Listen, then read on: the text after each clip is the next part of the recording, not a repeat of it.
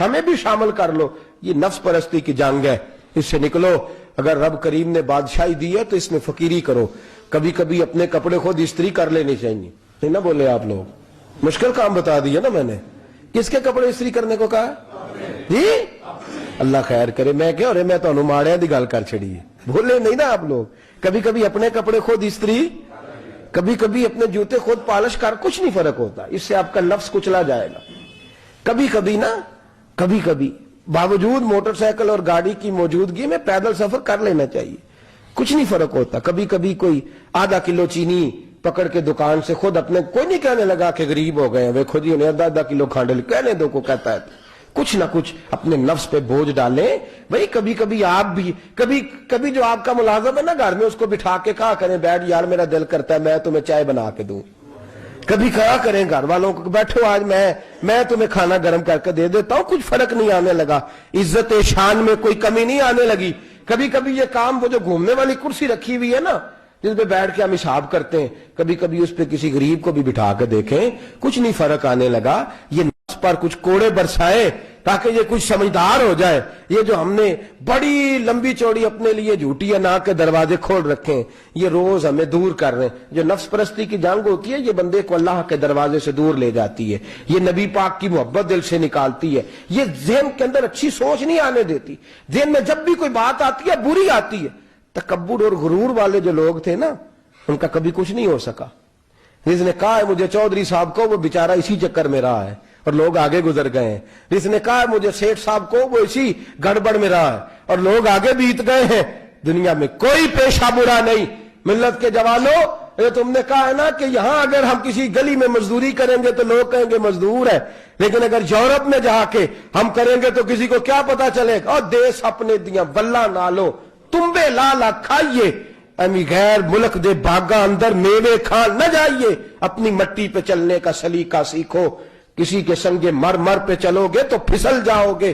حضرت عمر فاروق رضی اللہ تعالیٰ عنہ مدینے کی گلی سے گزر رہے ہیں, امیر المومنین ہے, مدینے کی گلی سے گزر رہے ہیں.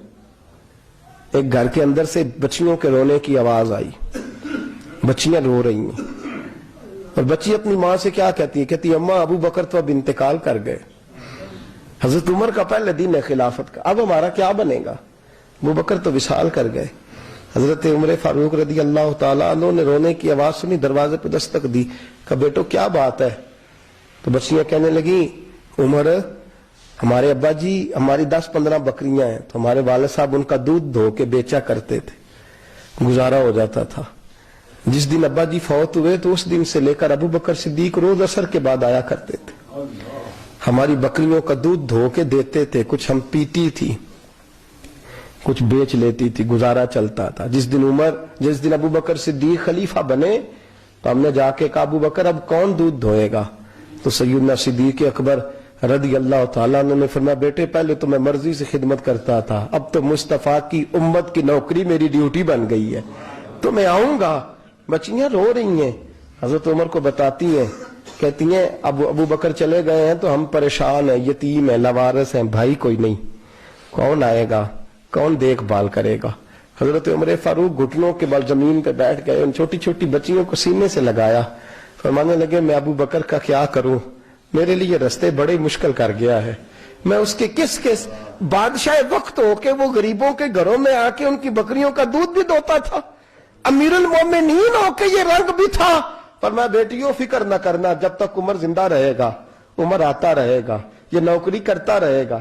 کچھ دن بیتے تو حضرت عمر فاروق کو یاد آیا اوہو مدینے میں ایک بوڑھی اماں بھی رہتی ہے جس کا کوئی گھر کا کام کرنے والا نہیں, اور جس بی بی کا کوئی بال بچہ نہیں, اور آنکھوں سے بھی وہ نابینی ہے. حضرت ابو بکر صدیق رات کے سناٹے میں جایا کرتے تھے, اس کے گھر میں جھاڑو دیتے تھے. یہ بادشاہ ہے, اس کی فقیری کا رنگ دیکھو, اس کو کنویں سے پانی بھر کے لا کے دیتے تھے. اور یہ لفظ آپ سنیں گے تو حیران ہو جائیں گے. اس بوڑھی اماں کے لیے نا ایک کونے میں گھر میں دور بار سیم ایک جگہ کھود دی تھی جہاں وہ بی بی پخانہ اور پیشاب کرتی تھی. امیر المومنین حضرت ابو بکر صدیق رات کو جاتے تھے اور اس کا وہ پخانہ وہاں سے اٹھا کے باہر پھینک کے آیا کرتے تھے. اس عورت نے پیغام بھیجا کہ عمر سے کہو मेरी भी ड्यूटियां तूने ही सर अंजाम देनी है। उमर फारूक सारी रात काम करते, सन्नाटा गहरा होता तो झाड़ू दबाया है बगल में और उमर फारूक निकले हुए, उस बीबी के घर में झाड़ू दिया जा रहा है।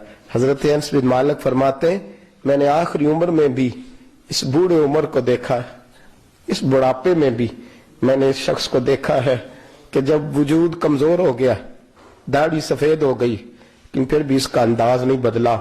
इसने सारी जिंदगी बादशाही में फकीरी करके गुजार दी, ये फिर भी किसी के घर में झाड़ू देता है, किसी की बकरियों का दूध धोता है, ये किसी गरीब मेरे दोस्त ये। और जब सैयदना फारूक आजम रदी अल्लाह ताला अन्हु खुतबा देने बैठते हैं तो कपड़े फटे हैं, पेबंद लगे हैं, मिजाज सादा है, बड़ा माल आया है, बड़ा माल, लेकिन तकसीम कर दिया।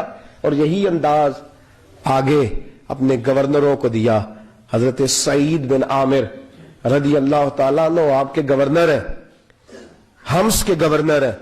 जब लिस्ट आई ना गरीबों की, हजरत उमर ने कहा कि हम्स के जितने गरीब लोग हैं उनकी लिस्ट बना के भेजो, उनको चंदा लगाना है। तो 17वें 18वें नंबर पर सईद बिन आमिर का नाम भी आ गया, गवर्नर साहब का। तो हजरत उमर ने सोचा शायद कोई और सईद बिन आमिर है, फरमाने लगे ये कौन है? जिसकी ड्यूटी लगाई थी उससे कहने लगे ये सईद कौन है? तो कहा हजरत जी हमारे सूबे का गवर्नर। तो फरमाया इसकी लिस्ट फकीरों में? फरमाने लगे पता नहीं आपने क्या रंग भर के भेजा है, महीना महीना ये शख्स दरख्तों के पत्ते खा के गुजारा कर देता। क्या ये मैं फरिश्तों की कहानियां नहीं सुना रहा आपको, मैं आपको जिन्नात की या आलम बाला की बातें नहीं, इस धरती पे बसने वाले, इस धरती पे वक्त गुजारने वाले मेरे रसूल पाक के तैयार करदा हीरो की बातें अर्ज कर रहा हूं। हजरत उमर गए एक दफा, कहा मुझे बताओ तुम्हारा गवर्नर कैसा है? तो हम्स के लोग कहने लगे हमें अपने गवर्नर से 4 शिकायतें। कौन कौन सी?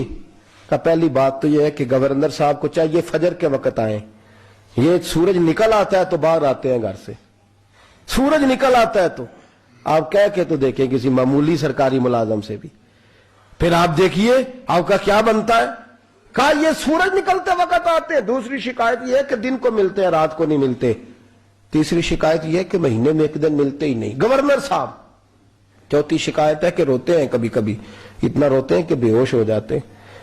हजरत फारूक आजम ने खड़ा कर लिया, फरमाया सही तेरी शिकायत आई हैं, हुजूर हुक्म। फरमाया सुना है, पहले तू फजर के वक्त आ जाता था लोगों के मसाइल सुनने, अब तू सूरज निकलते वक्त आता है। कहा हुजूर बीवी बीमार हो गई है और घर में नौकर तो है कोई नहीं, तो मैं सवेरे उठता हूं तो पहले नाश्ता बनाता हूं, बच्चों को खिलाता हूं। उस औरत ने 35 साल मेरे साथ वफा की है, अब चारपाई पे है तो मैं उसके मुंह में लुकमे डालता हूं। कहा उसे खाना खिला के जब वो दुआ देती है तो फिर निकलता हूं। तो कहा सुना है तो हफ्ते में एक दिन मिलता ही नहीं, महीने में। कहने लगे हजरत जी जब मदीने से आया था तो एक कुर्ता और एक तामद साथ लाया था, मुझे आज 2.5 साल हो गए हैं, मैं नया लिबास नहीं खरीद पाया। मैंने अर्ज की मैं इस धरती में बसने वाले लोगों की दास्तान सुना रहा हूं। कहा मैं अपनी तामद धोकर खुश्क होने को डाल देता हूं, उसे आधा दिन लग जाता है, खुश्क होती है तो तामद पहन के कमीज धो लेता हूं और फिर कमीज डाल देता हूं। हजरत जी सारा दिन बीत जाता है तो बाहर नहीं आ पाता। हजरत उमर फारूक की गर्दन झुक गई। का सुना है तू रात को मिलता ही नहीं, ये लफ्ज कहे तो हजरत सईद बिन आमिर कहने लगे ये मेरा राज था, आप मेरे अमीर ना होते तो कभी फाश ना करता। दिन मैंने बंदों के लिए रखा है, रात अपने रब के लिए रखी हुई है। मैं रात की तन्हाइयों में अपने करीम की बारगाह में जाता हूं और मैं सारे दिन के गुनाहों की माफी मांगता हूं, मैं अपनी गलतियों की तलाफी का सवाल करता हूं, उसके हुजूर जाता हूं, उसे दुखड़े सुनाता हूं, रात मेरी उसके लिए बीत जाती है। हजरत उमर की और गर्दन झुक गई। फरमाया ये बता कि तू मिलता ही नहीं, कभी कभी तो रोता है और बेहोश हो जाता है।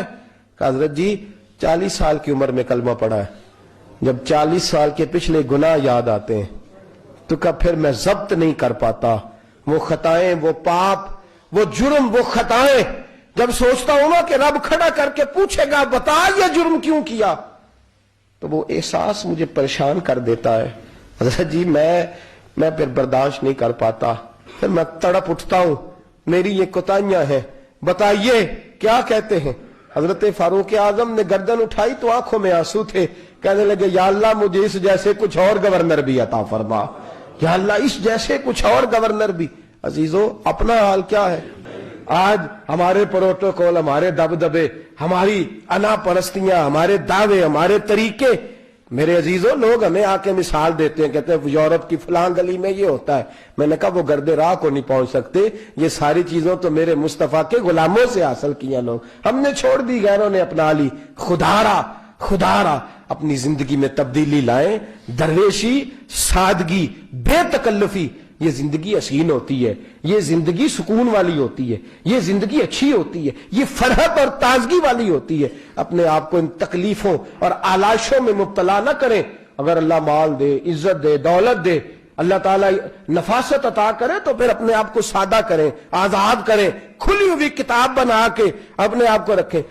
تو ویسے بھی بندہ جو ہو وہ نظر آئے تو اس کے لیے زیادہ بہتر ہوتا ہے، جو ہو وہ دکھائی دے، وہ زندگی آسان ہو جاتی ہے، بہتر ہو جاتی ہے۔ اور ویسے بھی جو کھلی ہوئی کتاب ہوتی ہے اس میں لوگ مشکوک نہیں ہوتے، جو بندی ہوئی ہوتی ہے نا اس میں لوگوں کو خبر نہیں ہوتی کہ نہ جانے یہ کیا معاملہ ہے۔ میرے عزیزو اپنے آپ کو بے تکلف بنائیں۔ بے تکلف سے مراد یہ نہیں کہ جیسے بے تکلفی ہم نے ایک غلط چیز کا نام بے تکلفی رکھ دیا ہے کہ جو آدمی بات بات پہ ٹھٹھا کرے، بات بات میں مذاق کرے، وہ بے تکلف ہوتا ہے۔ یہ تو بے تکلفی اسلام اس کو پسند ہی نہیں۔ بے تکلفی سے مراد یہ ہے کہ جھوٹی انا نہیں بنائے، جھوٹے معاملات اپنے گرد نہیں اوڑے۔ اپنی اگر اللہ آپ کو بہت زیادہ مال و دولت دیتا ہے تو جتنا وہ مولانا رومی کہتے ہیں جتنا ٹہنی پہ پھل زیادہ لگتا ہے نا اتنی وہ ٹہنی جھک جاتی ہے، جو اکڑی ہوتی ہے سمجھو وہ خالی ہوتی ہے۔ اگر آپ پھلدار ہیں تو پھر آپ کو جھکے، پھر آپ کو با اخلاق ہونا چاہیے، با مربت ہونا چاہیے، پیار والا ہونا چاہیے۔ زندگی میں اس چیز کو ضرور اپنائیے۔ بڑے لوگ وہی ہوتے ہیں جن کا کردار بڑا ہوتا ہے، بڑے وہی ہوتے ہیں جن کی بات بڑی ہوتی ہے۔ کوئی باتوں سے اور پروٹوکول سے کبھی بڑا نہیں ہوتا، ہمیشہ مدحت خیر الانام میں گزرے، دعا ہے یوم اور درود و سلام میں گزرے۔ آخر دعوانا الحمدللہ۔